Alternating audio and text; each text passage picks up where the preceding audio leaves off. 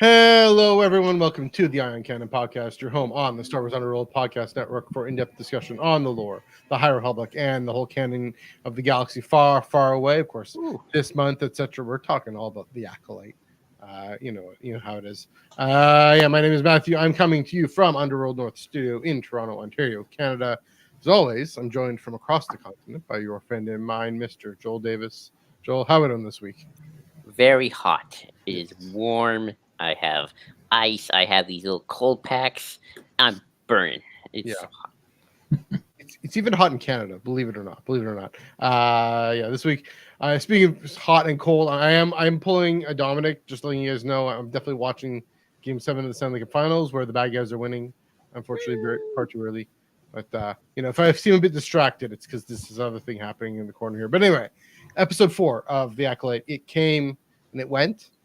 Day was a fun march through the wood until that flying tree bug of a twist dropped, and we'll dive into that. But also give us an impressively surprising look at Jedi politics and a subtly hilarious cameo debut. So this week we do break it all down and look ahead to what might come next. As you can see on the screen, as we're doing throughout this Acolyte series, we got a guest. He outdoes himself every week, every Wednesday with a thumbnail for the tractor beam. Great to see him in front of the camera. It's Marty Ingleston. How's it going, Marty? It's going pretty well. I'm glad to be on here. I cannot wait to talk Acolyte. I've been making quite a bit of notes about who Smilo Ren or Darth Teeth, whoever you like to call him, is. There we go. Yeah, we'll definitely dive into that towards the end as well. So again, I gotta say again, every time I see the thumbnail to the tractor beam, I'm like, okay, like it's a visual medium because that's like comics are a visual medium, as you know. I'm sure you all know, and just already a lot of storytelling in the visual storytelling, but then I see these thumbnails, I'm like, oh, this is bringing stuff together. There's just score. There we go.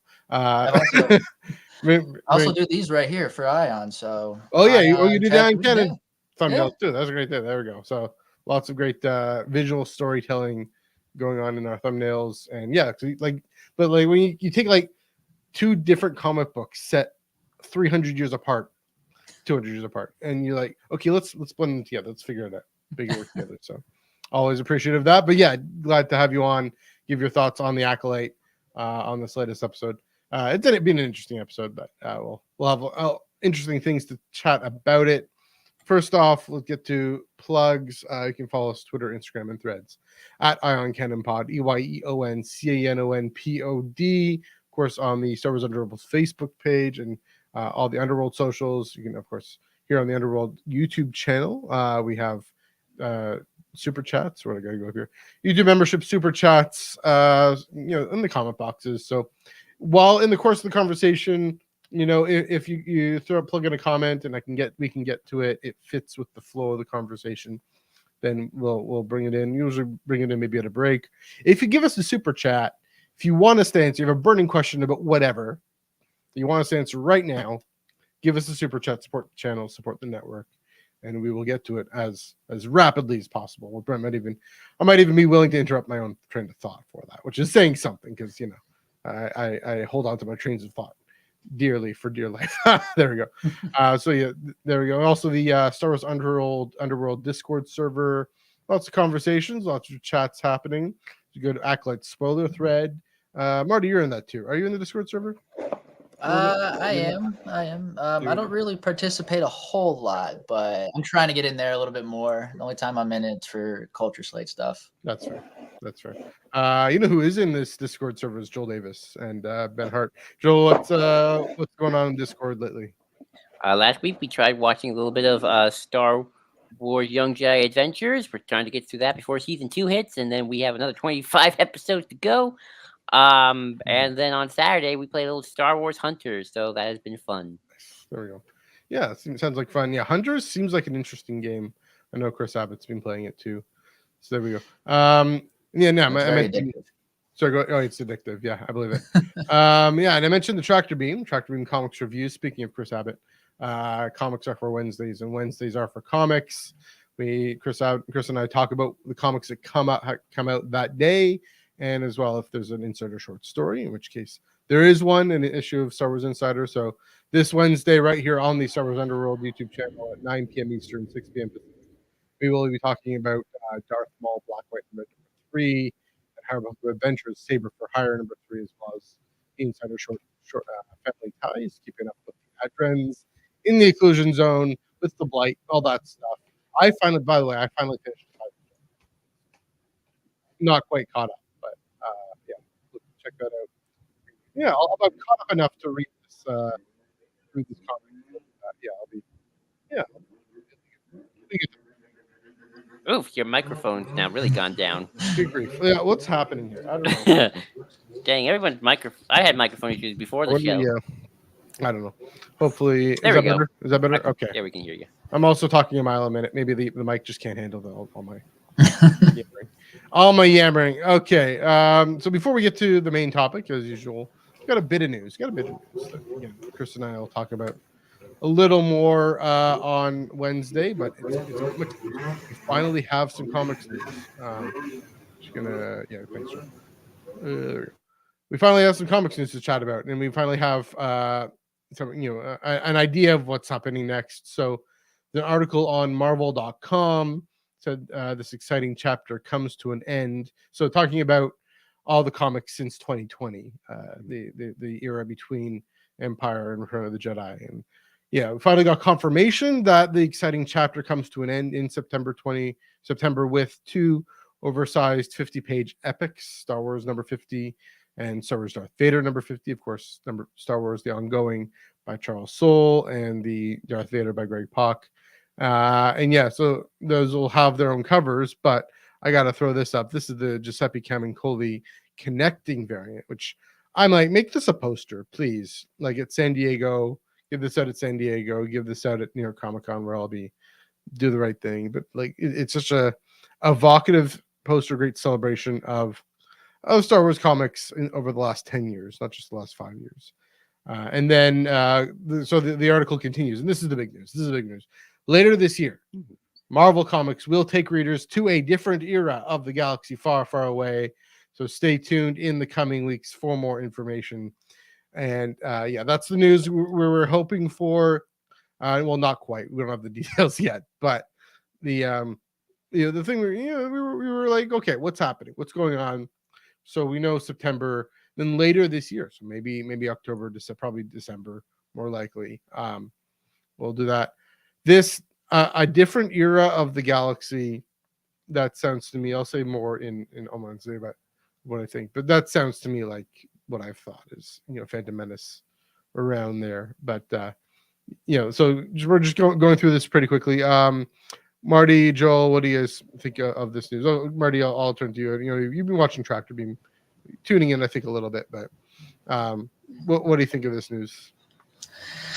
I mean, I'm sad to see it end, but every good thing must come to an end, I believe. Hopefully something else will come out after this. Maybe we'll definitely get a glimpse of post Return of the Jedi into Force Awakens. Who knows? I mean, there's still that whole timeline that they could do something with, but I'm just kind of sad to see it end.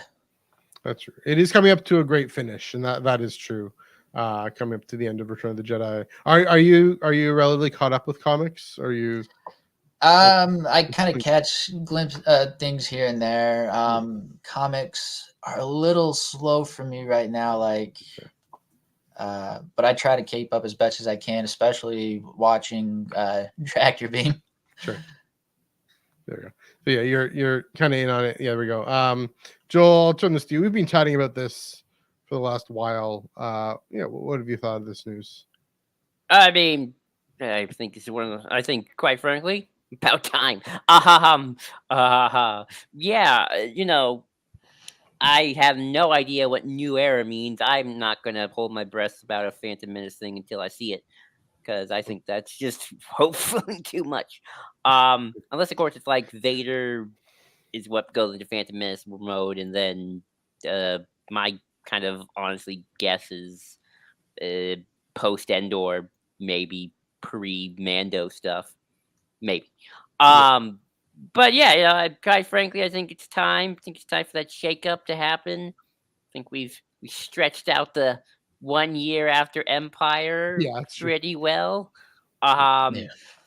Time to move on, whatever that means. Yeah. Again, I'm not kind of gonna hold my breath until I see it with my own eyes. But yes, very exciting. So you've got the Hannah Rayside syndrome or the Rayside rule of not until you're in the theater munching on some popcorn, that kind of thing. Yeah, fair enough.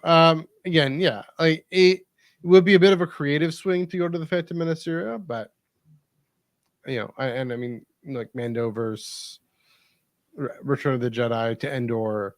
Yeah, we don't have Luke's story. I will say that, but yeah, there's fertile ground either way.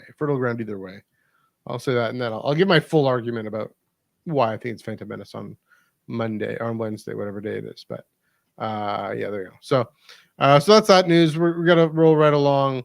Another bit of a book news: The Rise and Fall of the Galactic Empire by Chris Kemshall, of course, and comes out on July 4th in the UK, of course, and July 9th on this side of the pond. And the author tweeted out a table of contents page. And of course, this is a very nerdy, obscure. This is a very Iron Canon topic here. It's a very Iron Canon topic. We got the chapter headings for this book by Chris Kemshall.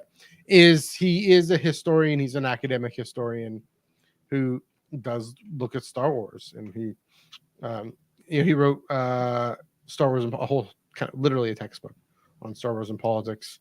We've talked about this book before. We're both going to dive into it. And so all these different chapter headings, most of them I wouldn't say were very surprising, but Joel, I'll turn this straight to you, let you take over the conversation here. What stood out to you? There are a few that stood out to you here. So kind of the 2 chapters, and I'll go in the order of timeline, just to be that kind of nerd. Sure. Kind of stood out to me. Mm-hmm. One is the Crimson Dawn one. If I'm remembering chapters right, I don't have them in front of my face. Yeah, there's which is like, okay, cool. We're going to be integrating a lot of the comic book material of the post of the Empire to Jedi timeline and try to synthesize it with the rest of history. And I remember it kind of reminds me of some of the old discussions we used to have back in the day. Thank you, Elijah, in the comments. Sorry, I just noticed this and want to say thank you, Elijah. But anyway, it's like we talked about back in the day of like how what's going to happen to Kira, Crimson Dawn, yada yada. And I remember, I don't know why I brought this up. I brought up something of like, I feel like we're going to figure out in the long run that Kira's actions, in her own way, helped bring the quick fall of the Empire after, of course, the death of Palpatine, and why the Empire falls so quickly after his death. So like, I could definitely see like this is how Kira contributed to the 1,000 stabs against the Empire. So there's that. I think that the other one that I'm kind of curious how he's going to manage is the stuff in what I guess is like what I call the Mandoverse timeline, pre First Order stuff. Because that storyline isn't done. It's that storyline is not really done. It's not going to be done for quite a couple of more years. The next big installment hopefully is in 2026. So. I'm curious how much Chris Kemshall's gonna kind of work his magic in terms of like, oh yeah, this Thrawn thing happened, and then it ended, and then because we don't have the details just yet because movie's not made, and season 2 of Ahsoka's not out yet. That's the second thing, and then that's kind of the only 2 big things. I guess I'm excited to see kind of another round of kind of able to kind of write the sequel trilogy in retrospect now, and sort of like. Here's how the First Order and Palpatine and Snoke all connect, and it makes it work because we're kind of writing it now in retrospect. But I'm excited for this book overall. I mean, it takes place after Rise of Skywalker. Like the first episodes are like the first chapters are in universe are like we found this information in Exegol, and after Palpatine returned, our views on the entire Clone Wars, the Galactic Civil War, aka just the Skywalker saga, really, have now been completely retroactively viewed because it's one big conflict of Palpatine's evil machinations, yada yada. But yeah, I'm excited for this book, obviously, and I can't wait to order it. Yeah, I will admit my mind keeps going to the rise of the Galactic Empire, but there's also the fall. And I know that the Crimson Dawn stuff I think is in the Rise section, but maybe not. Maybe it might not be so chronological. It might be I saw it more near also. the end, so it's more. Yeah, near the maybe it is. Maybe it is more near the fall, because the Rise is to the Death Star, then the fall is from the Death Star on. Yeah, then considering the New Republic era, Thrawn, Moff Gideon, all them as part of the last gasp of the Empire. I suspect, to answer your question, I think he's probably just going to speculate what's likely to happen, or just paint with a broad brush in terms of things. You see, he won't. I doubt he'll be getting scripts or anything. They probably don't even exist. Probably. They probably haven't been written yet. That's true. So yeah, it'll be interesting. Definitely curious. Obviously, I'm gonna probably just read the Clone Wars chapter. Just what does Beaumont Kin think of the Clone Wars? I'm gonna go straight to that one. But yeah, because it's Beaumont Kin in universe. He's kind of taking on Chris Gumshaw is taking on this character who is in universe sort of historian-esque character. Kind of like, yeah, he's a historian. He's an archaeologist. He knows what he's doing. So even though of course, in our universe, replacement for Rose, but that's a whole other conversation. Marty, have you gotten a chance to look at these chapter headings? Is anything about maybe the rise and fall of the Empire that appeals to your interest too? I think I missed the chapter thing posted, but just when I first heard that the book was announced, the history buff in me and also the Star Wars fan in me, of course, are like jumping all over this because I love history, I love Star Wars. They combine both of it together, and so. And like you, I'm kind of looking forward to the Clone Wars chapters mostly out of this book because that was kind of like my favorite era. Still is, although High Republic actually, I think now is these days. But I'm just looking forward to at least thumbing through it at least.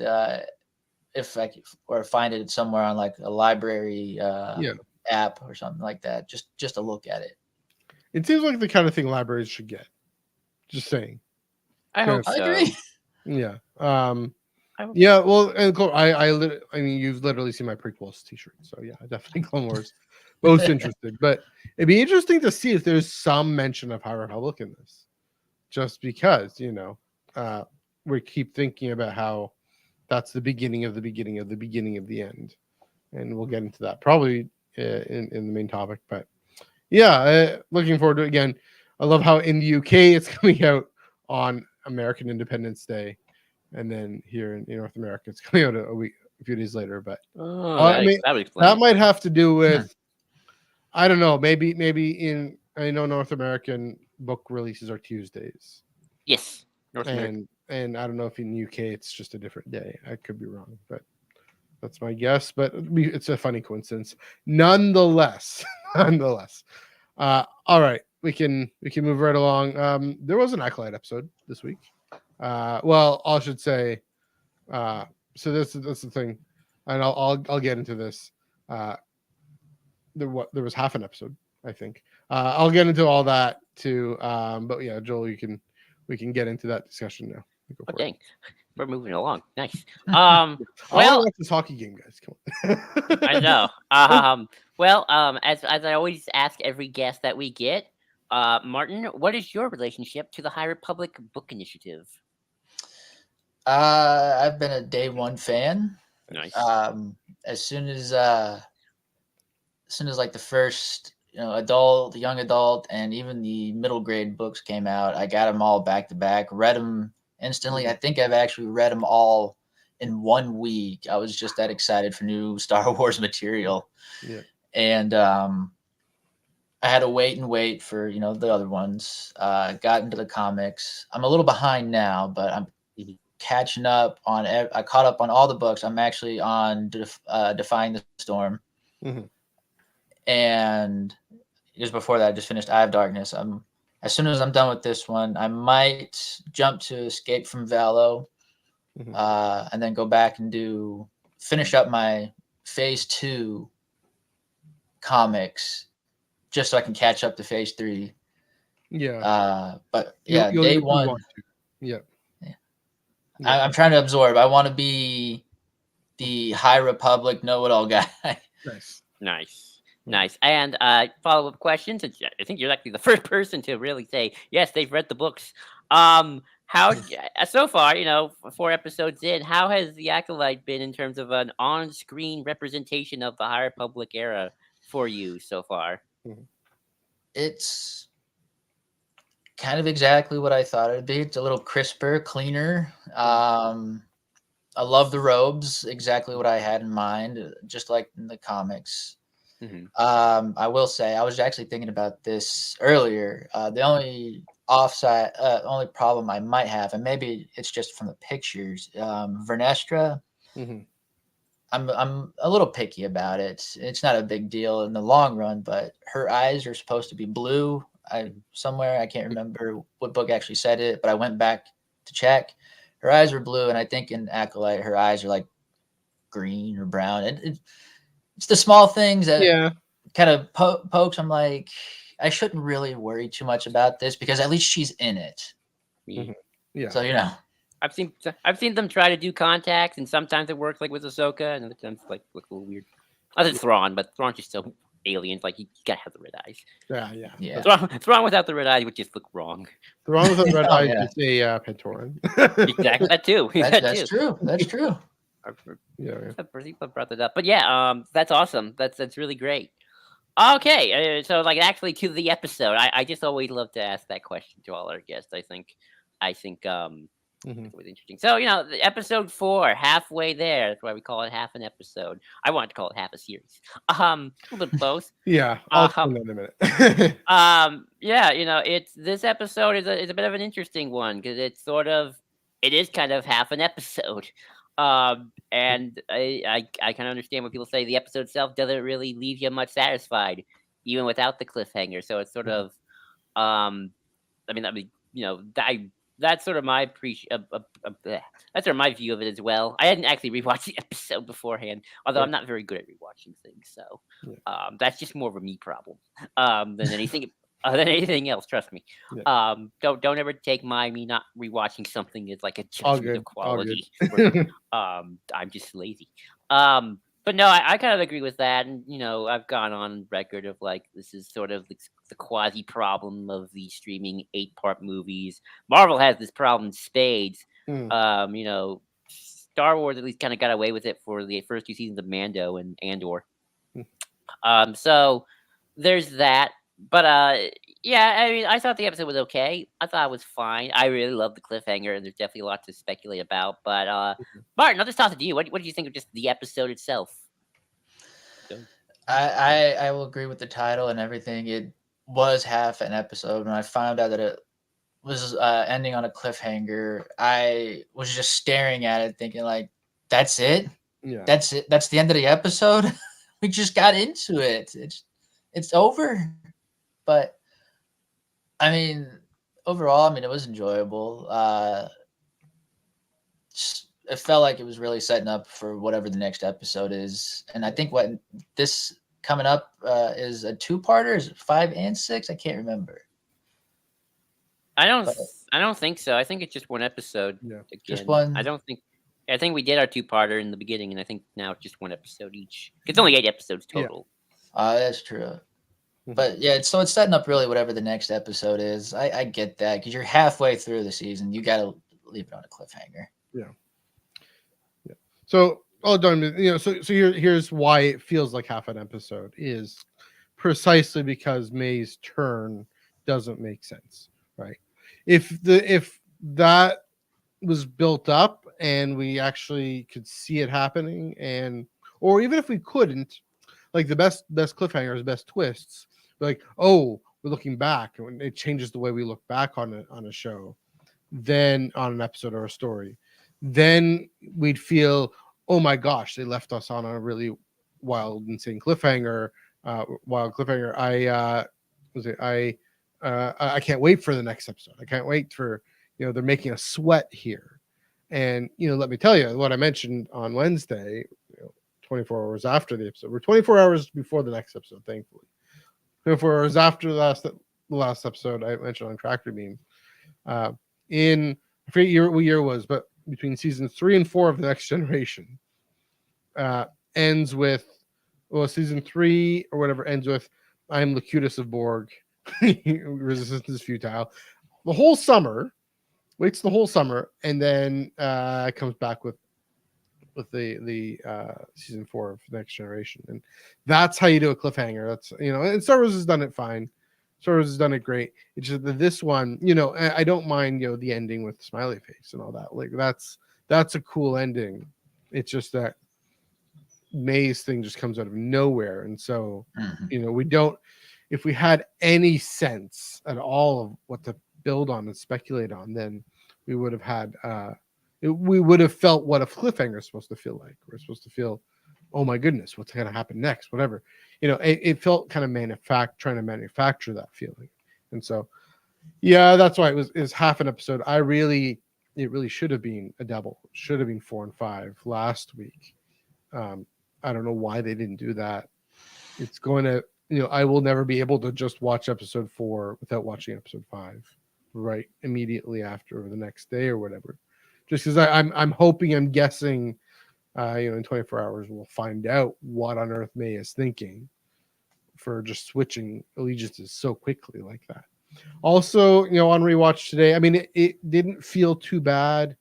Watched it over my lunch break today. It didn't feel too bad as a twist. Just knowing it was coming was kind of part of it. But then, you know, then I noticed some other things, right? How, you know, the dialogue between Asha and Jackie after the training, that did not make sense at all. They were just not actually responding to each other and each other's comments. Between May and Chimera, just as they're setting out to hit the planet, they're not responding to each other's comments. They're just talking over each other. It doesn't.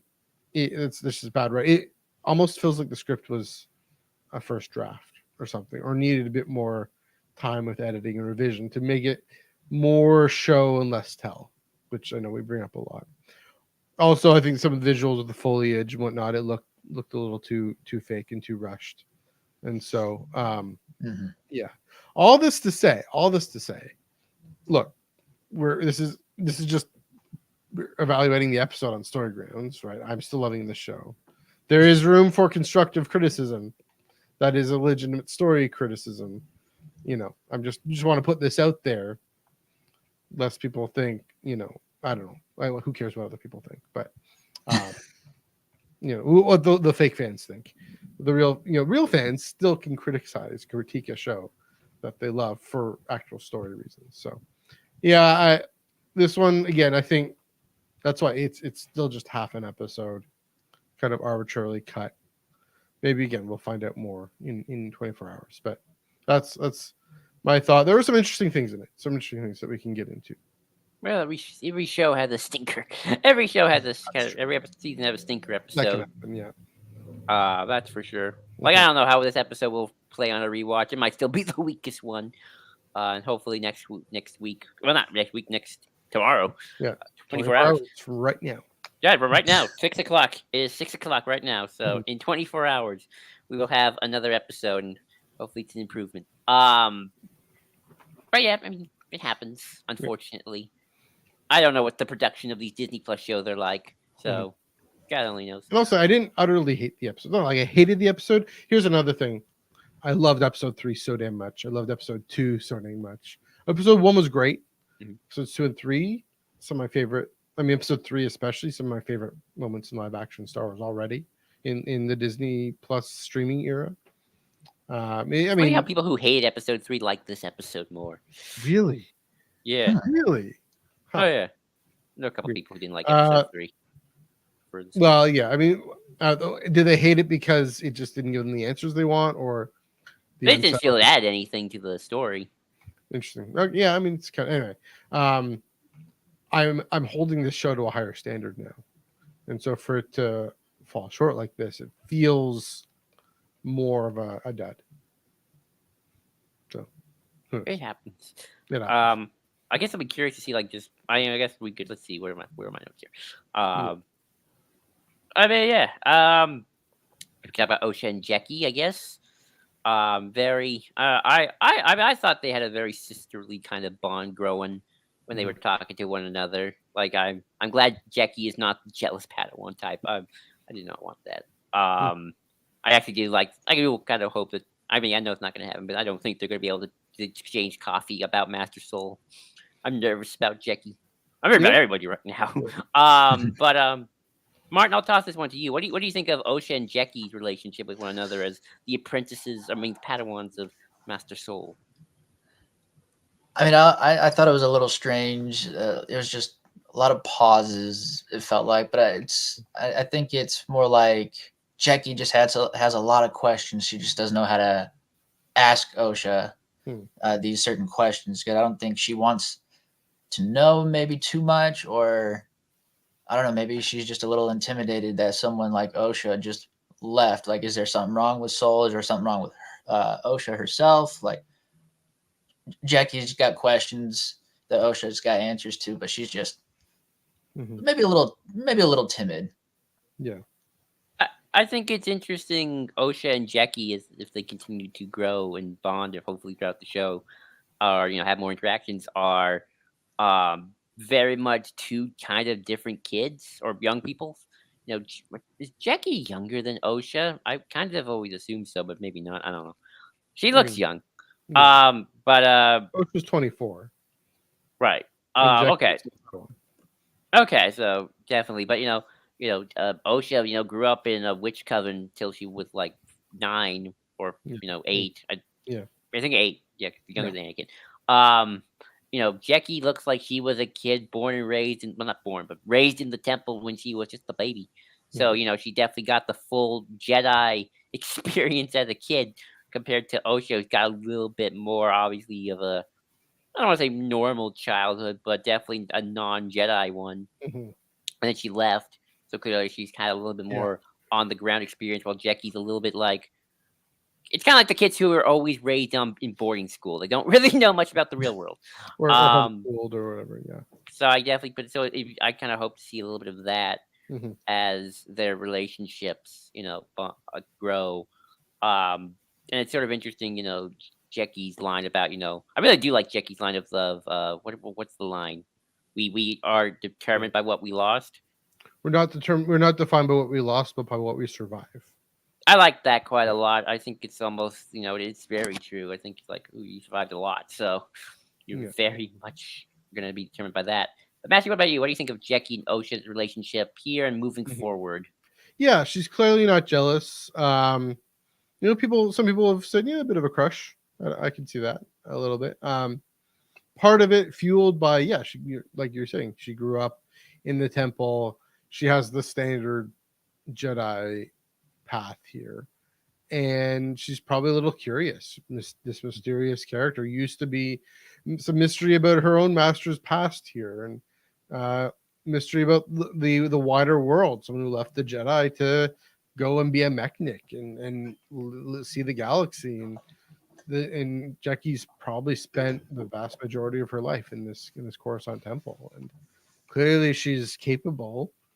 But a lot of the things she says are kind of, I mean, she comes out on it. A lot of things she says are kind of rote and kind of, Jedi creed, Jedi code, and she honestly believes it. She's honestly asking Soul about attachments in the first episode, first episode. She clearly, I mean, the banter. I always love the banter between Jackie and Yord, and then also has picked up on that a little bit too, right? Any questions, civilian? Great presentation, Yord. that was funny. So, Osha's picked up on that. Yeah. And we will see this developing. The dialogue, the way it was written, was pretty wooden. At least that first one. Like you're saying, in the actually on the planet on, I forget what it's called. That dialogue was better. Daphne Keen's performance really shines through. Really playing all the different emotions of, well, I'm gonna miss this person. I have some affection, whatever it is, for this person, because of the mystery. And Daphne Keen's playing all those layers really well, but also a very competent Padawan who is. I mean, we might even see her get knighted eventually if she goes through. I mean, she needs to go through this ordeal of this mission that will uncover some things about the past of this order that she's committed to. Yeah. Yeah. I mean, you had the dialogue with Bear in episode 2, and I'll agree with that. But I'll kind of not counter because I'm not necessarily disagreeing because I haven't seen the episode again, so I can't don't really have much kind of a fuzzy memory. Yeah. But I do wonder, and maybe I'll toss this one to you, Matthew, in particular.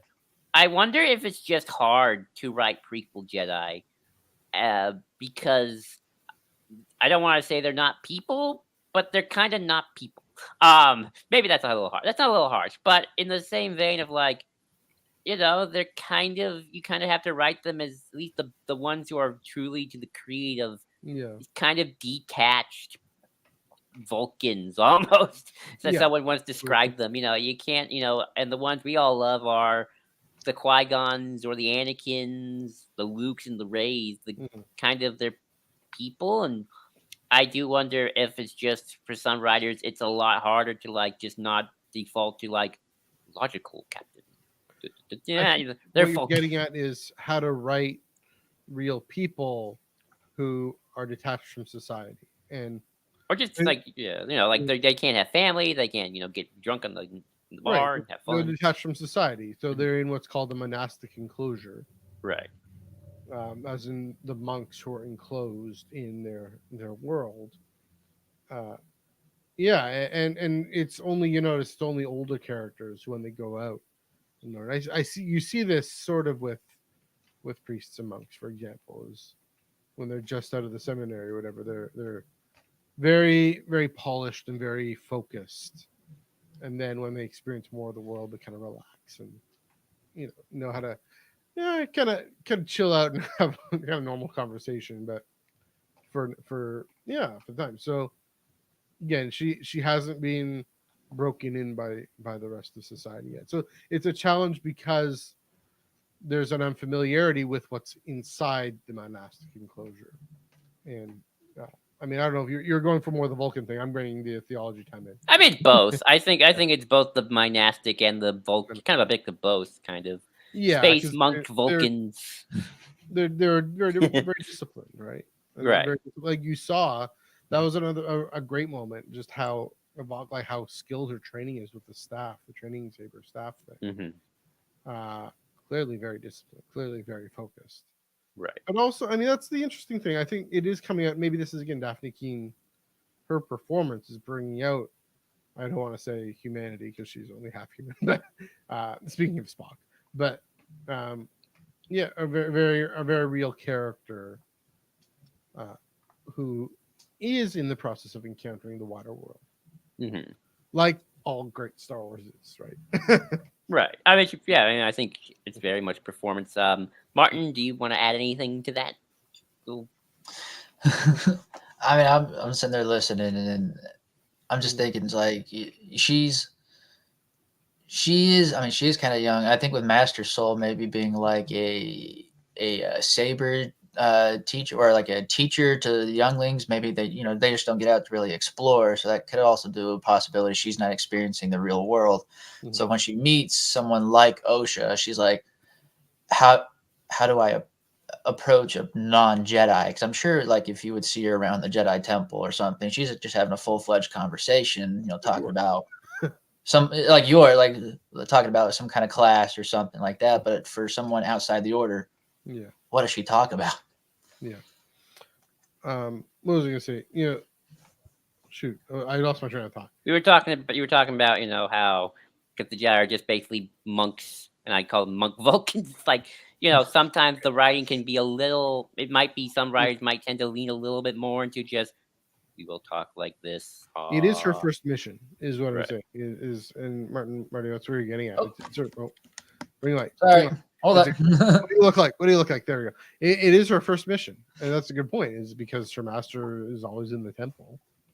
Also, this is 100 years after the Guardian Protocols, and a bit of a spoiler for Phase 3 comics, but 100 years after the Guardian Protocols, 100 years into the Great Retreat, and Jedi of the High Republic, especially Padawans, of the High Republic era were encouraged to go and explore and you know, try on attachments, try falling in love, seeing what happens. And you know, here it might not be as encouraged anymore. I was just gonna think that. I was like, wait a minute, she's around that age where she could possibly make those decisions, but Yeah. it has been 100 years since, I guess, after the initiative, most likely. So something changed. Maybe the fall of Starlight, it really got the Jedi like no attachments to the outside world. We can't trust anybody because they might have a Force eater right behind them. You never know. Never know. You never Don't forget to wait till you read Shadows of Starlight by Charles Soule, the Guardian Protocols, all that. One last thing I wanted to say on this point is in that conversation though, that with Asha and Jackie, Asha's turn definitely makes more sense than May. And also just not just that, but what we hear later with Asha and Yord.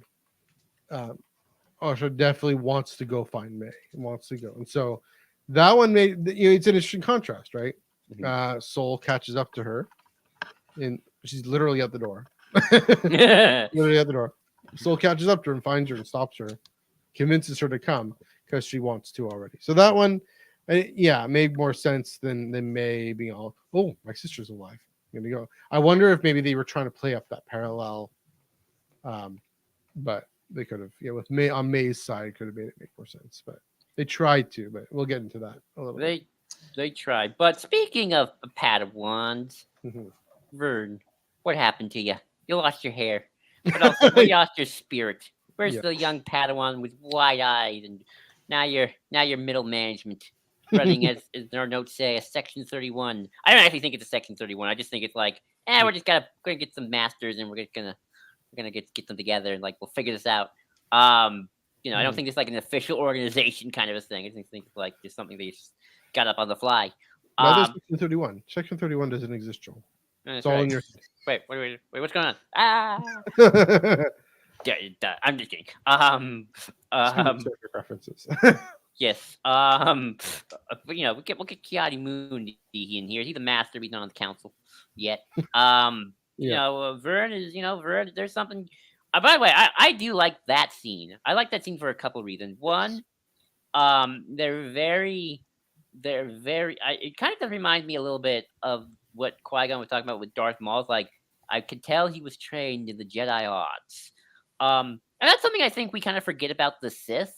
Is the Sith are an offshoot of the Jedi. They know the Jedi tricks because they were, I mean, at least in the olden days at the origin, they were Jedi. So they should know the Jedi arts. It's just go on the dark side. Obviously, later in life, you know, not every Sith Lord was a Jedi at first. You know, some of them were just they found Palpatine doing weird stuff at his school, and then Plagueis was like, almost that kid. And, you know, even Plagueis was like just some immune rich kid. He wasn't a Jedi. Not until Dooku did they go back to being Jedi again, who fell. But they're like, you know, who is this person? It's like, it's you know, it's hard to kill a Jedi.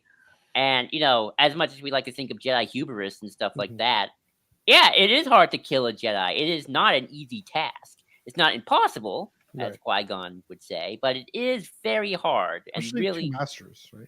Yeah, especially a master, you know, like, so who's trading this person to be a Jedi? Like, they're not just going to be some random mercenary and, you know, I also love Kiadi Moody says splinter sex, like splinter sex. What? I mean, that's how the Sith started, but who are the other splinter sex here? What's going on? But, you know, Renester's like, nah, we don't want to tell the High Council because they got to report this to the Senate, and that's going to stir up some problems because, like, oh my gosh, someone's killing Jedi? Panic. What's going on here? And, you know, Renestra is like, so what are you hiding from me? You're hiding something about these. I think I remember these lines. He called May a poor girl. So it's like, okay, Renestra does have some sympathy here. She's not like, kill May. Like, there's like, she can tell, like, so what did you do, man? What did you and that group do all those years ago? That she doesn't know. So she doesn't know some stuff either. So secrets upon secrets upon secrets. Yeah. But Matthew, as our High Republic guy, toss it to you. What's going on, Vern? What's I going mean, on? credit where credit's due. Marty's also a High Republic guy, but Well, yeah. Sure. um, I'm also a Star Trek guy. So again, Section 31. Why I bring up the parallel is like what's going on with her. I thought she was on the council. I thought she was the master speaking for the council, going to the council. Clearly, in all the nonsense from the last week, it's more complicated than that. Maybe Ki-Adi-Mundi knows the Sith exist. Maybe the council may or may not know the Sith exist. Whatever's happening, Vern, she's not on the council. She's insulating the council from scandal, and that was a surprise that she was. There's this extra layer of protection, extra layer of obfuscation, bureaucracy to make sure the optics are all right. And here's the funny thing. So as someone who works in communications and thinks about things like that, with Vern's almost another one of those litmus tests of what you think, in at least for now. For now, there's this question of, does she have a legitimate concern for optics, for public opinion, for the public image and public confidence in the Jedi, or is she driven by that concern, driven by that preoccupation, and that keeps her from doing the right thing? And that's a question I hope this story really goes into and tackles. But just like with episode 3, it might not. We'll see. Again, I was just surprised. I was surprised that she's kind of insulating. Yeah, she's this extra layer. And that's a great point, Joel. This scene was really well done, really well put together. Rebecca Henderson, really great acting. Everybody on the whole. Ki-Adi-Mundi, he's right in there. You're right in there. He doesn't. It isn't. I did have like a double take for a second, but like, okay, he's there. That's fine. I didn't care about the age thing at all. That's whatever. There are more egregious things that could have been done. So trust me, this is nothing. This is pretty. Yeah, but it's just, what role does she have? What role does Vern have in this story?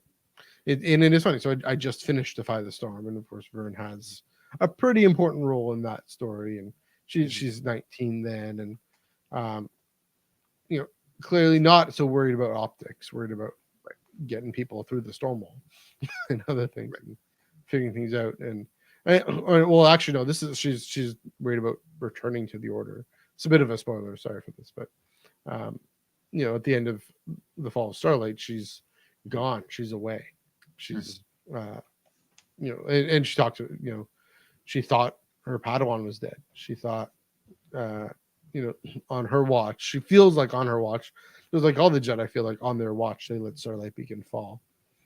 And so maybe that's part of it. Maybe this is what she's probably driven by, is she worried about allowing a tragedy like the Fall of Starlight happen again? Is that somewhere in her psyche? Is she worried about not letting the embarrassment of the Fall of Starlight Beacon happen again, whatever happens? Is that in her psyche? Or do we only think that because we've read these books and she's there? But is there something else that happened along the way? Because 100 years is a long time. A lot can happen in 100 years, even if you're Mirialan or human or Yoda's species or whatever. Who knows? But if they address some of that. Oh yeah. I'll throw the question to you, Martin, and then I got some of my own theories and speculations. I just want to answer this one. It comes out on Tuesdays. It's Monday, so it comes out 24 hours from now. Oh, I don't know what people think it was Monday. Okay. But Martin, I'll toss it to you. What have you thought of Vern so far in the show, and what's she up to? Okay, first I want to go back to the Ki-Adi-Mundi part right there. The Jedi next to him, it was like she said she must be trained by a Jedi. Yeah. I just got to think, it's like maybe like 100 years later, Phantom Menace. Qui-Gon's like, this Sith was trained in the Jedi arts. All I can imagine now is Ki-Adi-Mundi doing a spit take. It's like, he just said what? Yeah. Like, this just happened 100 years ago. This can't be true again. Please tell me. Yeah. But getting back to Vernestra, she is I feel a little different than what I've been kind of seeing in the books, especially phase 1. Phase 3, I'm like 7 chapters into Defying the Storm. So Yeah. uh so 7 chapters in Defying the Storm, she has changed a little bit because she thought certain events happen. I'm not going to spoil anything there of what I just read. Did before, but Oh, you already I read it too, so you're among people who read. we all know what happens at the end of phase 1 at least. So right, but I don't know. She's. I thought she was on the Jedi Council as well until you brought it up. She's more like the liaison, the consigliere, if you would will, in the mob, because George considers the Jedi Council a mob and things like that. She's the consigliere. You got to go through it. The mafia, like the mafia. Yeah, exactly. So she's like, when they said, should we get the council? No. Let's not deal with that. But I don't know, something deep inside of me feels like there's just something off about Vern in general. Mm-hmm. Like, I got some speculations. Maybe we'll get towards later of this episode. I don't know. Well, toss in my speculations then, if you don't. Yeah. I mean, one thing I think was really interesting is she's like, I wish I had rewatched the episode actually. There were some good Vern lines here. So, she talks about like she can feel something. There's a deeper. So it's like something is about to tip the scales. So the quote is like about May's master. Mm-hmm. Oh, May is part of a larger plan that even more than she realizes. Something designed to tip the scales. So she is sensitive. She is sensing something. She hasn't cut herself off from things. A plan, a grand plan, you could even say. Yes. Maybe a grand plan that lasts 1,000 years. Mm-hmm. Yeah, but this is just around the time where the Sith are starting to really push the balance of the cosmic force a little more towards the dark side. Kind of get the galaxy more and when dark side land. Yeah. Before the Clone Wars just like tossed everything out and make it all whack. So there's that. Also, we talked about Ki-Adi-Mundi. I think that's more intentional than just Leslie Headland just randomly picking a Jedi and going, I want that one. I think there is intent behind that than just to put Ki-Adi as part of this little council in the scene. I really do think that is to tie in something with those scenes in episode 1. Yeah. And one more thing, and then I'll throw it to you, Matthew. Yeah. I am very much of the opinion that this show, much like how Rogue One did the whole Death Star trap thing, could very well be how, in kind of retroactively explain how Yoda knows about the rule of 2. And even in the Clone Wars, how we know that Darth Bane is the founder of the rule of 2. Like, how does Yoda know that? Yeah. How does he know about Darth Bane? I thought Darth Bane was a secret. So, Matt, I'll toss it to you. Well, I was just going to say the reason I put Ki-Adi-Mundi in there so I can have my greatest meme idea ever. Well, that too. What about the Sith attack on the Wookiee? I know. But yeah, those are my kind of speculative. I think this is more intentional. But anyone got a response to that? Well, I'll just say one thing is I hope you got to be careful with those kinds of kind of origin story explaining things, just for it to not overwhelm what the story you're telling. Hope so, and I trust Leslie and I trust them to really figure that out, because I mean, again, episodes 2 and 3, I can those were so good. Those were so well focused on character that they aren't. I mean, it's anti-fan service in some ways, but that's fine. That's fine. What if Ki-Adi-Mundi placement there was basically to continue the whole him saying like the Sith have been basically gone for millennia? What if that right there was like to solidify his thoughts? It's like, well, I'm being told they're not in existence still, so I'm just going to stick to that story. That's true. Ki-Adi-Mundi has always been bamboozled before. If you ever read Living Force, Ki-Adi-Mundi is basically the Ned Flanders of the Jedi Council. What is he doing in Living Force? I just read that. He helps with some marriage counselor. Oh, that's he's the one with the used bookstore. Yeah, and he goes undercover as a gang member for a little bit. Oh yeah, that's right. Does not like I'm that. actually listening to that right now. Actually, so just got through the marriage counseling. Yeah, So I was It's like, great. this is interesting. It's Well, a great. is he the one who manages cleans the used bookstore? I think Not- maybe. That's a bit of a spoiler. Sorry, Marty. But Oh no, you're good. I was thinking, was like, I know it was Eth Koth. I thought Yeah. was in charge of the bookstore. I maybe. think No. it was Econ. Yeah, I'll have to look that up. Forget there were so many It's- masters in that one. There's so many chapters involving all the council members. Yeah. Right, but ultimately, I do think Chiarimuni placement there was intentional. I don't think Yeah. it's just a simple let's just do it because Chiarimundi, that's cool.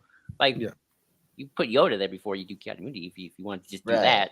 They do it So to mess with fans, just to say, hey, he did know, but he's not buying it. Or maybe this is them saying, there's another speculation. And Marty, go ahead with speculating with Vern as well. Maybe this is them saying we're not going to say the word Sith. I know I'm saying that because that was my speculation, but we're not going to confirm, at least to Chiarimundi, that this is a Sith, that this is part of this Sith tradition, Sith line. He's going to stay in the dark because Vern's going to do something to insulate him and everyone else. Or maybe he's not. Maybe Smiley Face Smilerin isn't a Sith.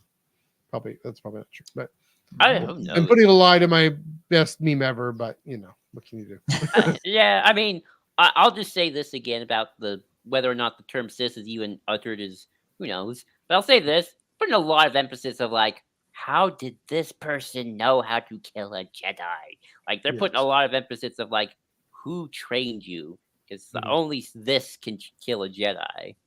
Now, obviously, I know that's technically not true. There are plenty of non-Sith who've killed Jedi, but General Grievous, for example.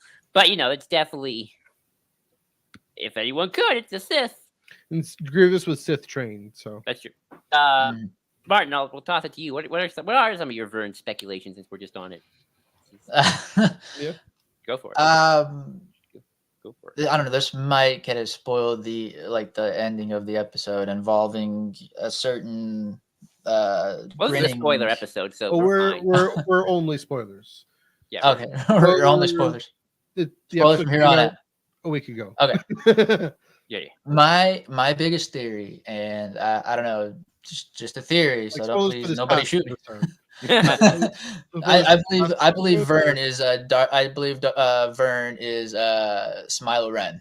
Oh, dang. Interesting. Never heard that one before. And my only thing is that it's because she was given a certain path by Mara Santaka to a place where no living thing should go and has not been in a very long time. Yeah. Where would anyone not want to go? That's true. That's something in Defy the Storm, right? Yeah. Well, that see the path one. She was given that in Out of the Shadows Phase 1. Oh, right. Yeah, that's a deep cut. That'll be something if that path is to Exegol. Because Maybe. she's also feeling. Ooh, I didn't think about that. I was thinking more like Moraband, Yeah, Korribans, somewhere the Sith homeworld. That'll be out there. I mean, but yeah, it's an interesting one. I have I want to hear my dark Vernestra theory. I have one. Ooh. Yeah. I don't think Vernestra's going to make it out of the season. I think she's going to police captain this series and like, nope, they killed off the police captain. If you know anything about police dramas, captain's never in a good spot. I also have one more theory about this as well, but I'll get into that later. But I don't know, man. I feel like Vernestra might take one for the team in more ways than one. That'd be interesting. I mean, almost a redemption then. Maybe. Yeah. That's possible. But I think we've spent enough time on Vern, unless we got anything else. I mean, speaking of character, we think is a dead man. Yeah, Master Soul. He gave basically this episode the I'm one day away from retirement scene by saying I'm going to tell you everything once the mission's over. Oh, Master Soul. I love Master Soul still. I don't even if he may not have the best scenes this episode, he's still my favorite character. I still love him. I still want to give him a hug. But yeah, Master Soul, he's hiding something. I think he very much wants to keep something that even from Vernestra, and especially the council at this point. Yeah. And I think he's going on this mission as well to ease his own soul. I found one scene really interesting, and maybe it's just again, I hard to tell with this episode if it's just the clunky editing writing or if this is intentional, where Soul really just kills off that bug really quick. And Jedi and animals. I mean, Cal Kestis obviously kind of they always joke about Cal Kestis, the killer of all animals, because we gotta kill something for these video games to upgrade our XP. But it's Soul really just kills off that animal really quick, and not May, Osha. Okay, yeah. I'm gonna do that a lot. Had that I felt that, and I didn't like that feeling at all. Which, by the way, Osha she's starting to her force powers are starting to kind of bubble up again in the surface. Mm-hmm. So I thought that was interesting.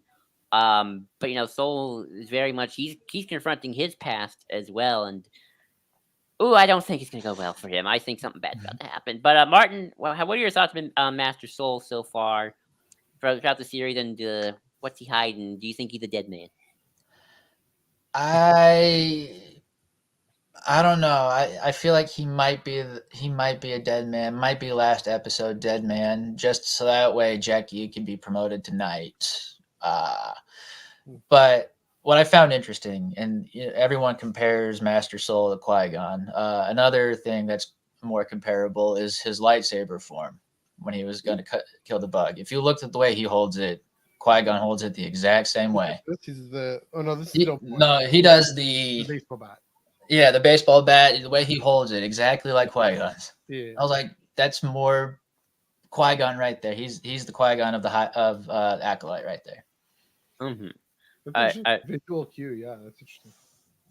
But Matthew, what about you? What are your thoughts on Soul this episode? Where he's going? Do you think he's a dead man? Your mic a little bit. I'm not talking. I honestly don't know if he's actually a dead man. I mean, the way the writing in this episode, they could have meant, he literally will tell her everything, and it's just a promise. I don't know, because that'd be a bit of a cheap trick to just signal that too obviously.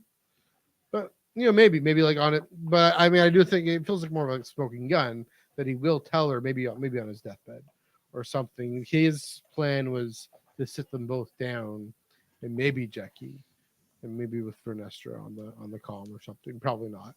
Who knows? And just say, this is what happened, because he really wants to unburden himself, but it has to be with both of them together when May is safe, and so that the implications of what happened aren't as severe, right? With the whole thing with Vern, the poor girl survived. Okay, well, there's a chance for him to be redeemed because he basically left her for dead, and that's maybe partly what he's struggling in his conscience. It's why he wants to go and get May as well. That was pretty convincing.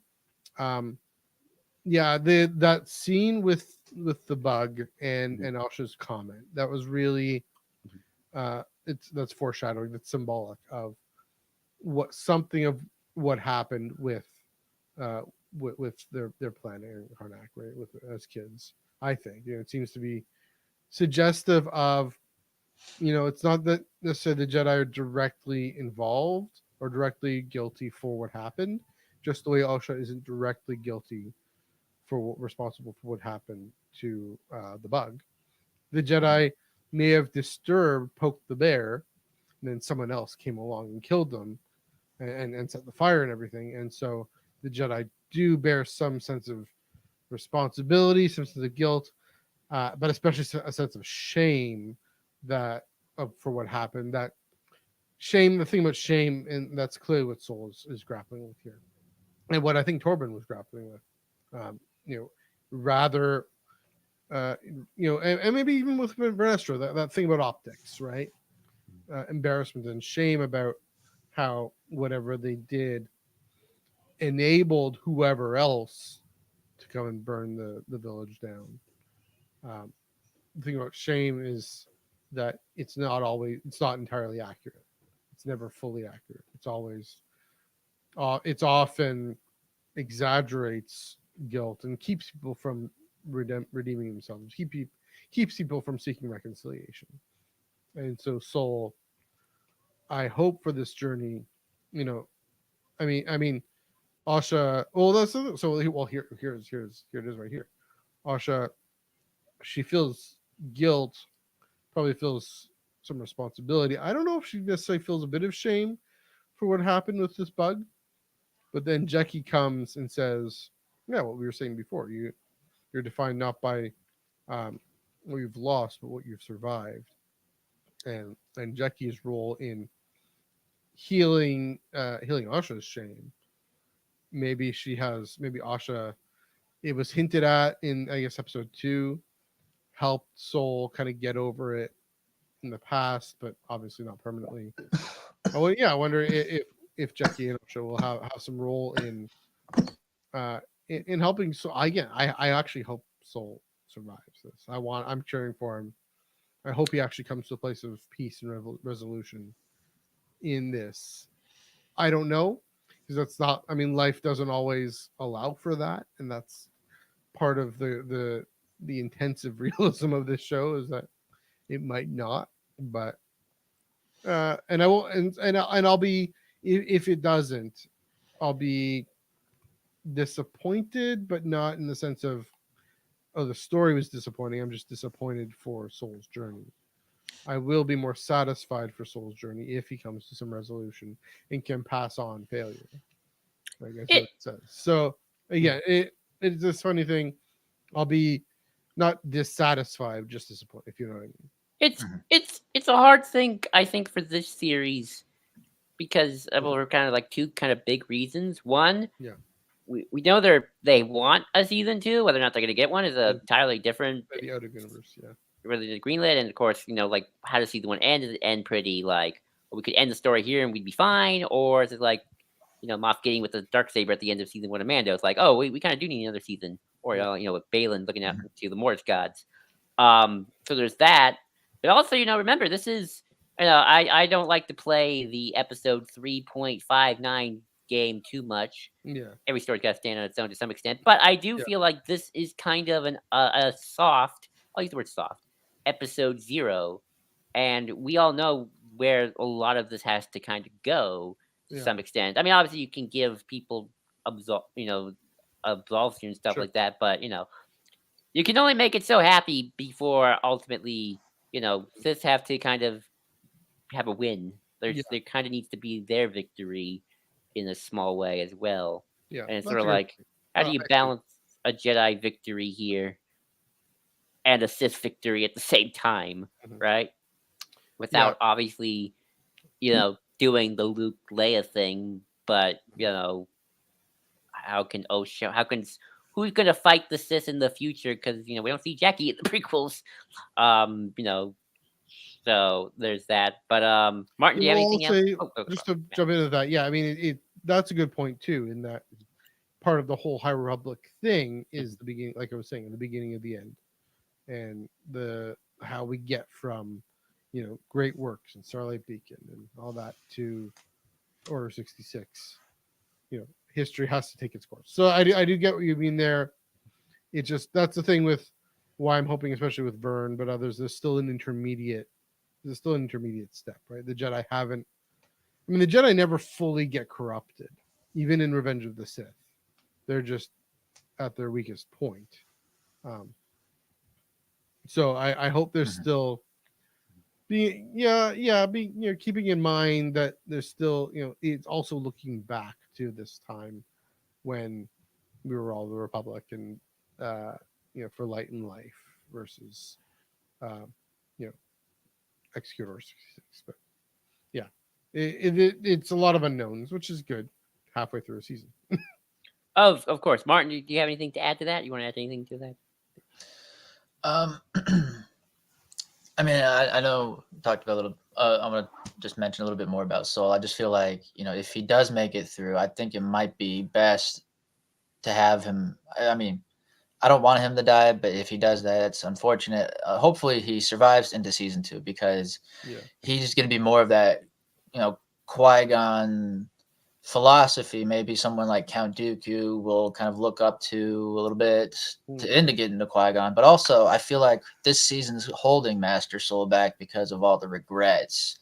Yeah. And maybe into season 2, he'd be more, like that powerful Jedi. What we would like to see. Mhm. Yeah. But Yeah, Qui-Gon dies near the beginning of Anakin's story. So just like Obi-Wan dies near the beginning of Luke's. So and this is May and Osha's story. I think they're the co-protagonist. Yeah. At the very least, unless May dies at the end, and then it really is Osha's story. yeah. I feel like the end of the show is going to really cement. Okay, whose story was this really? Mhm.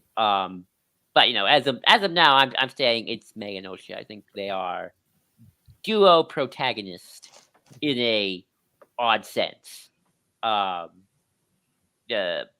Which speaking of, I guess we'll translate to the May. May, what's going on with her? Question mark. Big question mark here.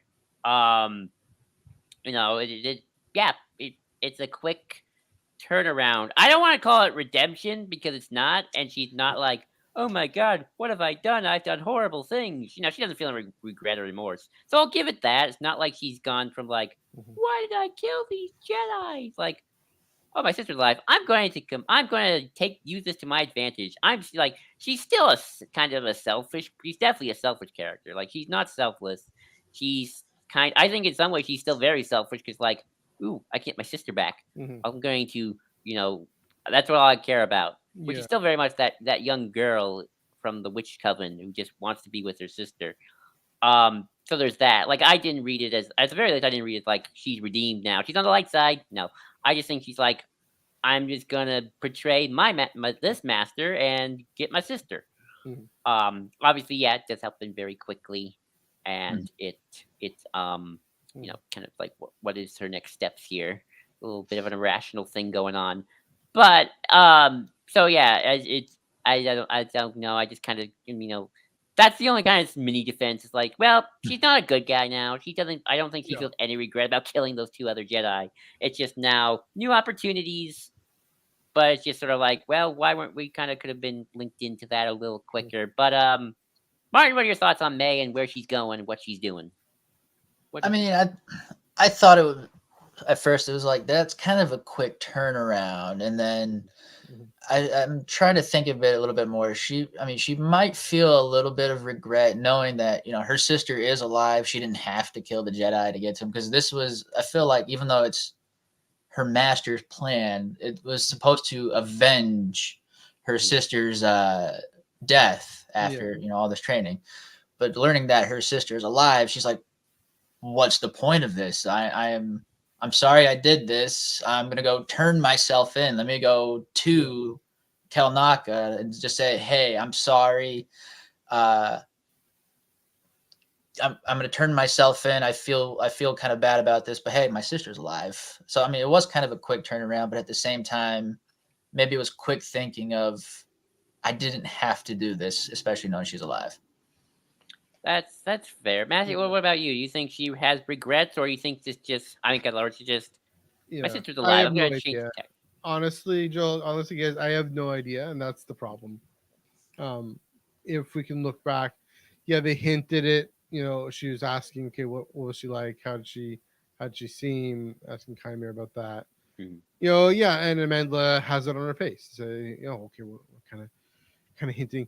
Oh, my sister Jedi scum. Oh, what was she like? Kind of a way of bringing her up, but yeah, I think the problem is they tried to use Asha's dialogue as a way of explaining May as well. So, I think of the dialogue between Asha and Yord, saying also a clunky thing. I've known you since you were a youngling. You didn't need that line, guys. Just cut that line out. But also, May has always been your wound. That's fine to say. That's very clear. That's very apparent and believable and helpful in that moment for us to remember that for Asha. I think the writers were like, oh, and then Asha has always been May's wound, and so we gotta be all the yin yang and the shadow self and all that stuff, which is there a little bit, but it was just it wasn't really played out. It wasn't even told. It wasn't even shown. And so when I first saw it, I was like, no way. This show's too smart for that. This show's too smart for what I just saw. And I know I'm being so harsh on this. It's just it was a real head scratcher. And again, it hopefully in 24 hours I'll have a different idea of it. If anything, I'll be like, okay, well, why did we see that last week? Because just give us the 2 episodes together. That more than anything is why it would have been well served if that's what we see in episode 5. And Joel, I think you or maybe Chris Abbott or somebody was saying, that they really 4 and 5 really are a double episode. So that's why I was like, That's what the writer said too. that's So what the writer said. Yeah. So we're still flying half an episode. Yeah, I can kind of buy the whole. Well, I can buy the whole.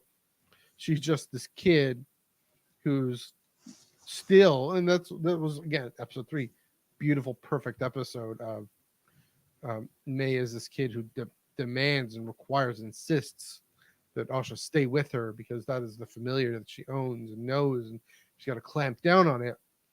That's still with her. That I buy. That I can see, and so it leads her to do this very rash. I mean, I kind of immature thing in that it's rash and quick, even though it would end up her being with the Jedi, but she ends up hiding from them too, because clearly she senses the Sith Master there. Yeah, again, I really there's a lot of weight on this coming episode to give us more background of what's happening here. It just it was one of those. It's the thing most of all that makes this episode a bit of a dud, frankly. And I mean, if it was, so here's the thing. Here's how a twist should work: is the twist happens, and then we think back. Oh, we've been feeling this. We've been feeling something. We look back. Okay, here's the things that led to it. Like my favorite series of all time, my favorite sitcom of all time, How I Met Your Mother. You watch that one back, you're like, oh yeah, this makes perfect sense all the time. I won't spoil what the ending is, but I'll talk about this. That's all the way through these 9 seasons is what the real ending is. This is like this goes just completely against everything she's been on about and she's been so committed to. Suddenly giving it up and suddenly letting it go. I don't know. I hope there's some other play here, but again, we would have been able to feel it better, been able to see it better. Who knows? I hope I'm wrong. I'm hoping again. It was a shorter episode.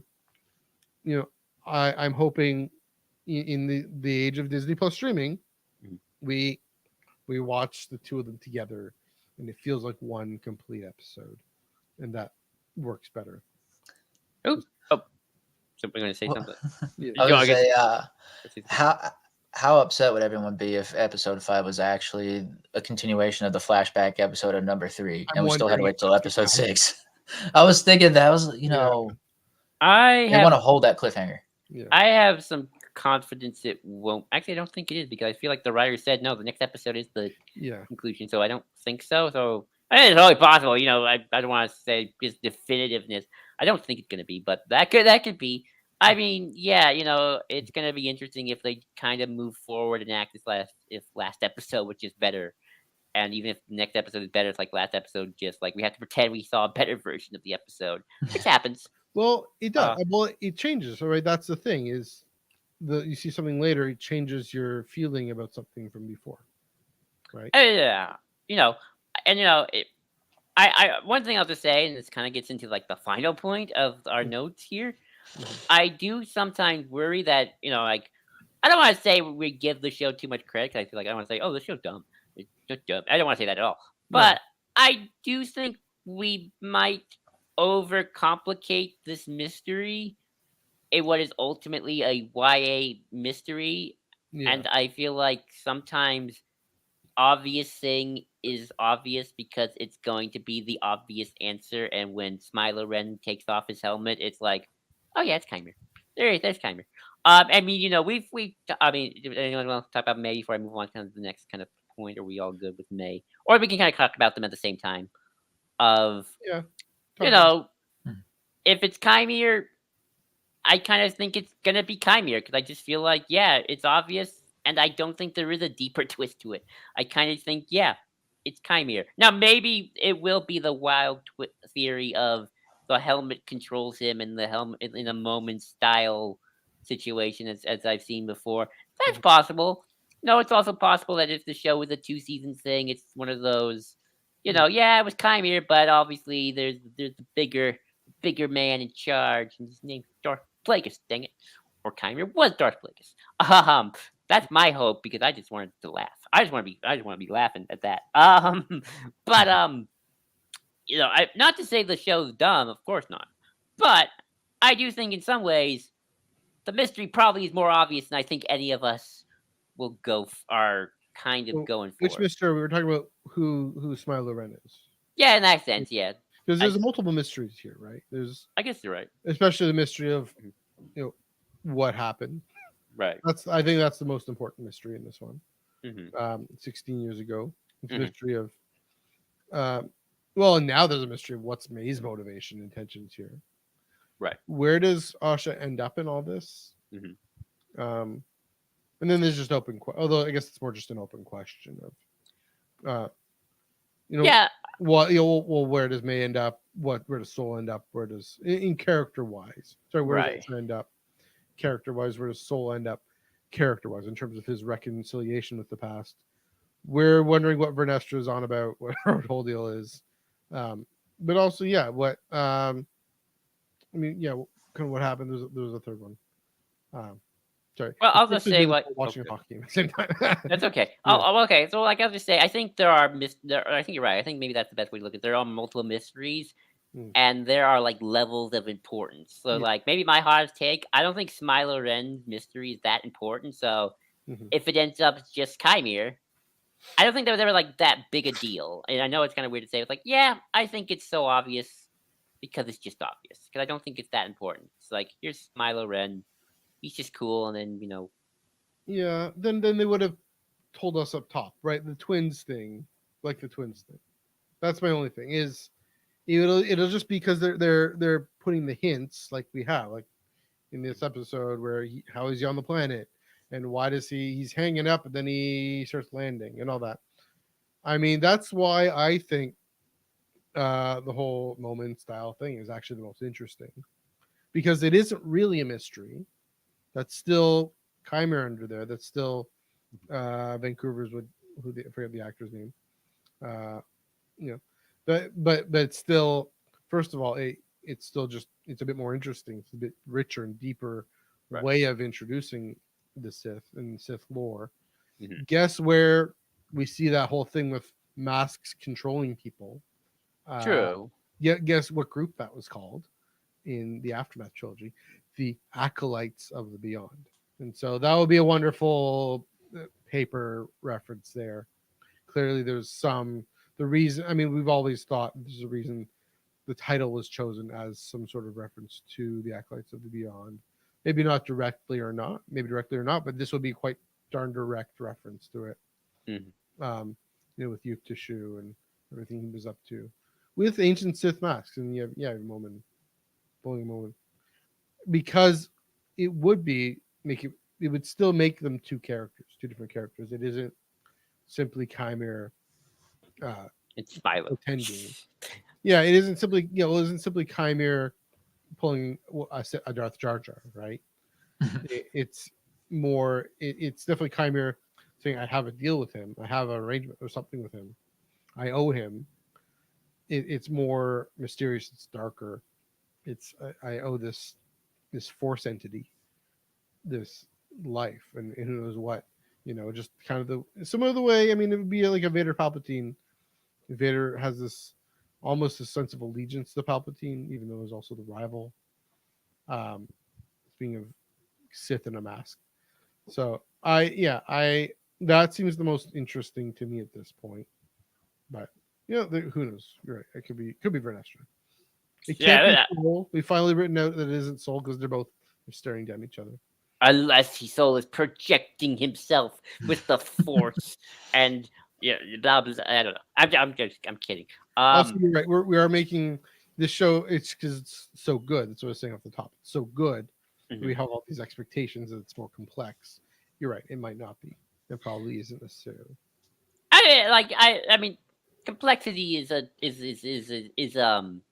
complexity in what is like I think is what I'm trying to get at is like complexity in like is the mystery so deep and there's gonna be deep lore, or is the complexity in this is a young adult kind of story, and the complexity is in May and Osha's characters kind of about to learn something very Yeah. traumatic about their past and how they deal with it.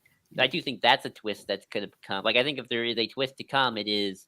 Hmm. I think May and Osha are going to learn about their past, and I think how we think they're going to deal with it is not how maybe the show will show them deal with it. Mhm. And That's that'll be always great because they're the main characters. Let's focus on them, right? I mean, but in terms of like we Mhm. think, oh, Osha's going to handle it well because she's the good one, and A's going to handle it bad 'cause she's the bad one, and then nope, it's actually quite the reverse. Maybe that's kind of my hot take at the moment. But Martin, I'll talk to you. Like, I guess what were your thoughts on like the final scene, the cliffhanger, and Smilo? And Well, first, let's hold a moment of silence for Kel Naka, because we didn't. All right, moment's over. Anyway, but yeah, just the sheer presence, just the sheer introduction of Smilo, just levitating down was just something. I thought that was pretty awesome. Just a way to introduce a brand new villain to the franchise. I mean, I think we've only seen levitation once and on screen, and I'm not maybe was in the old Micro series of the Clone Wars of Count Dooku when he chose Asajj Ventress. He just floated down to meet her. But this might be the first on-screen canon appearance. But just the sheer terror of him being silent, entering, and just walking just up to Osha, just gave me the creeps, but I enjoyed it. But I'm gonna stick to the thing. Vernestra is yeah, Smilo. well, stick. I'll ask you this, Marty. Like, what is it about Vernestra? Well, like, what appeals to you about that? I think for me, it's just because it's just more left field. Everyone's thinking it's going to be Chimera just because he's the easy target to just say he is Smilo. But also the way Vernestra's just been acting the past few episodes, she's been a little harder on everything. But I feel like she's saying these things that Soul's just going to be like, well, yeah, but I'm still going to go do it. And she's like, okay. Yeah, interesting. I mean, hey, I get it. Like, I feel like that's where all the stuff is coming from. It's like it's so obvious at this point. It's kind of like it'd be more interesting if it wasn't Chimera, right? Like, Yeah, I don't disagree with that. I'm just kind of prepping for obvious answer is obvious. Kind of. Right. It's I like, just I expect your most obvious, and then I went with a completely opposite, least expected person ever. right. anything's possible. Anything's possible. I mean, like At this I'll say- point. yeah. I mean, I'll say this like from a marketing perspective, like the twins thing was a twist. Yeah, Chimera Smilo thing. Just, I mean, they didn't. I mean, Chimera has always been, even in the marketing, like, what's up with that guy? He said the Yeah. piece is a lie. We all know what that. If you're a Star Wars fan, you know what Sure, that yeah. means. You Yeah. know what that means. So, Manny Jacinto. Sorry, Manny Jacinto from Vancouver. and I do know some people who kind of suspected he might be the Sith Lord because of like they just tried to piece together the actors who we all knew were in it. It's like, well, if you kind of boil it down, that guy. Wait, I think that's who they picked. I always forget. Maybe it was somebody else. Who knows? No, I don't remember. But anyway, there's that. But I mean, I am kind of curious to see what is going on with Smilo here, and is he part of is he a Bay Knight Sith? We're gonna call him that. I know it's What do not. you I mean know by it's that? legend. What? What does that mean? A Bane Sith? Bane Sith of the Rule of Two. He's part of Oh, the Bane Knight. lineage. Bane. Bay Yeah. Knight Sith. That's what they call them in Legends, the Bay Knight Sith, or Interesting. Okay. the lineage of the Rule of Two, Yeah. from Darth Bane to Darth Sidious. Is he part of that, master apprentice lineage, or is he kind of just some dude who found is it the Shadow of the Sith thing? He found an ancient Sith mask, and now this ancient Sith is trying to have a heyday again, even though in reality the two actual true Sith that are around are just kind of sitting and watching in their little hoodies, just That chilling. would be also pretty interesting. And You here's know. here's another reason it would be interesting. First of all, it would also feed into my thing of, yeah, Ki-Adi-Mundi was right. The Sith haven't been around. Well, This guy wasn't that's really a true. Sith. He was doing his own thing. It would be an interesting parallel with, uh, you know, what I think. Again, here's another thing, like what I think happened with on Karnak, or on with Oshanme's village is, I was saying before about how the Jedi poked the bear, poked the hornet's nest, and then someone else had to come in and take him out, or did come out and take him out. That led to that. Like Chimere doing his thing Mhm. inadvertently leads to the actual Bane Sith saying. I mean, this is what we were speculating before the show, Joel. You were saying this is that this is where, and what Vanessa was saying, right? Where the scales get tipped, where the actual rule of two, the actual pair, comes out of the woodwork and starts to say, okay, we see here's this test case of this offshoot guy doing his thing. Time to jump in. Time to set things in motion. Hey, let's go to Naboo and let's find this kid to turn into a senator. Right. Like Stuff like that. Or, I mean, maybe, or, it is connected to Bane says, and Kymer's not even the apprentice. He's like, hey, here's this helmet. It's going to give you weird powers and whatnot. Mhm. And, it's like the Bane Sith are kind of using whatever essence of the Yeah. Smilo Sith dude who's in there and on Chimere. It's like, kind of go do this and call us when you're done. They're even for like they're involved, but a layer back. Right. Yeah. Maybe. What if also maybe just another left field thing out of everything? We haven't seen Mother Anastasia yet, right? Again, what if, still keeping with the Sith haven't been around, what if it's something the witches of the Mother's group, whoever's left over, is portraying themselves as like Sith people when really they're not. So therefore, it's to throw the Jedi off, and therefore Ki-Adi-Mundi's speeches about the Sith not being around for millennia still exists in some capacity, because they do train in the Force. Those that witch coven. Yeah, I'm trying to see. We don't know where Mother. Who's Mother Anastasia? No, not the other one. The other mother, the one who actually Coral. Yeah, Mother, I've heard people have said Mother Coral's body is not in the pile. No, I noticed that too. Where is that's she? possible. That'd be interesting. Yeah. Yeah. I mean, I again, this is why I think this is why we're kind of speculating, because like it's so dang obvious. It's Chimere in the helmet. Just press the body language and the hands and just it's like Everything he says, everything he says, even down to episode 2, where like piece of the maybe not episode 2, it's like you're saying piece of the lie. It's like you're saying that. Mhm. I mean, sophisticated Star Wars writing all you want, but come on. Yeah. Come on. I think because it's so obvious, that's why I'm hesitant.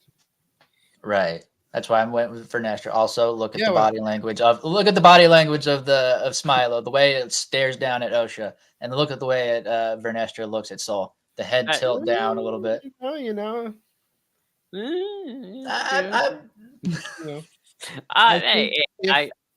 here's the only thing there is. Don't get me wrong, I love Vern, so I mean, I think she's already sus enough, right? Coral is sus. I'm using the kids. The kids still say that. Am I out of date here?